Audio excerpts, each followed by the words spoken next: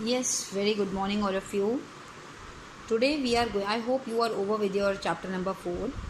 Today we are going to start the very important topic, that is admission of a partner, which is chapter number 5 in your book. Fine. सबसे पहले let's open your book. Let's open the first page of this chapter, that is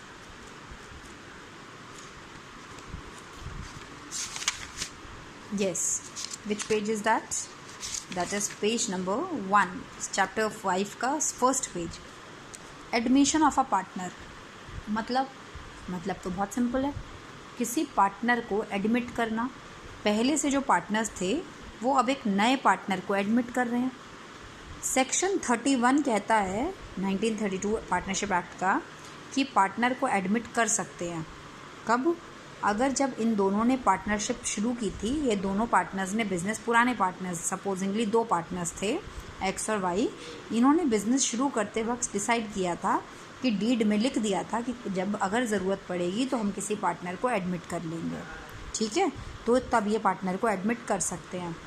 और अगर कभी ऐसा हो कि deed में ना लिखा हो लेकिन सारे पार्टनर्स राज़ी हों, तो आपको पता है ना, अगर डीड नहीं भी और सारे पार्टनर्स किसी बात पर राज़ी हैं, तो एक तो बात हो गई जी, डीड में लिखा हुआ था कि कभी ज़रूरत पड़ेगी तो कर लेंगे। और अगर डीड में नहीं भी लिखा था लेकिन सारे पार्टनर्स की राय है कि नए पार्टनर को बुला लिया जाए। अब क्यों बुलाया जा सकता है? अब ये सोचो, पार्टनर के एडमिट करने की ज़रूरत पड़ी क्यों? भाई अब बात करते हैं सपोजिंगली हम 2 बच्चों की, हर्षित और आकाश। ये 2 बच्चे हैं और ये दोनों पिछले 5 साल से बिज़नेस कर रहे हैं। अब हुआ ये कि ये बहुत एक्सपर्ट हैं अपनी मैन्युफैक्चरिंग में और बहुत अच्छे से कर रहे हैं, लेकिन इनको रियलाइज़ हो रहा है कि कहीं ना कहीं इनकी मार्केटिंग स्किल्स में कमी है, सामान को ठीक से बेच नहीं पा रहे हैं लोगों के बीच में। तो अब इन्हें लगता है क्योंकि स्किल्स की थोड़ी कमी पड़ रही है, प्लस अब बिज़नेस बढ़ रहा है, ये अपनी तरफ से पूरी पूंजी लगा रहे हैं, जो प्रॉफिट्स भी हो रहे हैं वो भी लगा रहे हैं, लेकिन अब इनको लग रहा है कि किसी एक नई जगह पर हमें एक पूरा फैक्ट्री खोलनी चाहिए। उसके लिए ना तो इनके पास अभी और पूंजी है और ना ही इनके पास वो स्किल्स है। तो ऐसे में ये सोचते हैं कि इनका एक फ्रेंड है आकाश तो चलो, आकाश हर्षित तो हो गए, इनका एक फ्रेंड है मोहित। ये सोचते हैं यार मोहित चाह रहा था बिज़नेस करना, चलो उससे पूछते हैं। तो मोहित ने अग्री हो गया। मोहित कहता है जी मैं बिज़नेस करने के लिए तैयार हूँ आपके साथ, मुझे ये बता दीजिए मुझे कितना हिस्सा मिलेगा, मैं अपने साथ अपनी पूंजी भी लेकर आ जाऊँगा और बिज़नेस भी हम साथ में कर लेंगे और मेरे को मार्केटिंग का आइडिया भी है। अब यहाँ पे मैं बात करती हूँ एक्स और वाई, हर्षित और आकाश।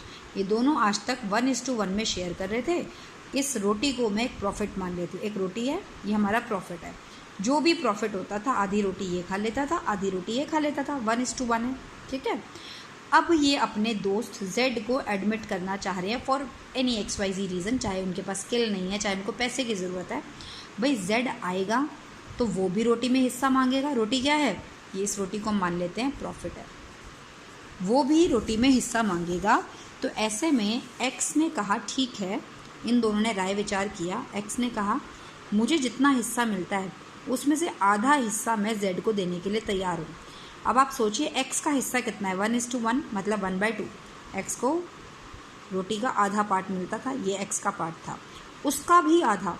कभी किसी भी चीज़ का आधा करना होता है तो मल्टीप्लाई बाय हाफ करते हैं, पता है ना। एक्स ने, ये एक्स का हिस्सा था, एक्स ने अपने हिस्से का आधा पार्ट किसको दे दिया? जेड को। यानी कि एक्स ने जेड को कितना दे दिया? 1/4। आप लोगों को ये तो पता है दे दिया का मतलब अकाउंटिंग में क्या बोलते हैं? सैक्रिफाइस। यानी कि एक्स का सैक्रिफाइस कितना हो गया जी? 1/4। इसी तरह वाई ने भी अपने हिस्से का, उसका भी हिस्सा कितना था? 1/2। उसने भी अपने हिस्से का आधा पार्ट, यानी कि उसने भी कितना दे दिया? 1/4। किसको दे दिया? जेड को। तो यानी कि इसका भी सैक्रिफाइस कितना हो गया? वाई का भी सैक्रिफाइस कितना हो गया? 1/4। अब आपसे क्वेश्चन में 2-3 चीज़ें मैं पूछ सकती हूँ। ये कौन सी रेशो है? ये तो है जी ओल्ड रेशियो। ठीक है, ये कौन सी रेशो निकाली आपने? सैक्रिफाइस। कैसे निकालोगे एक्स और वाई का सैक्रिफाइस? एक्स ने कितना सैक्रिफाइस किया? 1/4। वाई ने भी 1/4, सेम है, यानी कि 1:1। 1:1 ये इनका सैक्रिफाइस है। अब अगर मैं पूछूं जेड का शेयर बताओ बिजनेस में। भाई सिंपल सी बात है, जो एक्स ने दिया और जो वाई ने दिया दोनों को मिला दिया तो जेड का शेयर बना दिया। क्या ये बात समझ आई? एक्स ने कितना दिया? 1/4 दिया। वाई ने कितना दिया? 1/4 दिया। दोनों को मिला के कितना हुआ जी? 2/4 हुआ। 2/4 बोलो चाहे इसको 1/2 बोलो, बात एक ही है। जेड का शेयर भी पता चल गया जी आपको। यहाँ मैंने आपसे पूछा व्हाट इज़ ओल्ड रेशियो, तो आपने बोला मैम 1:1।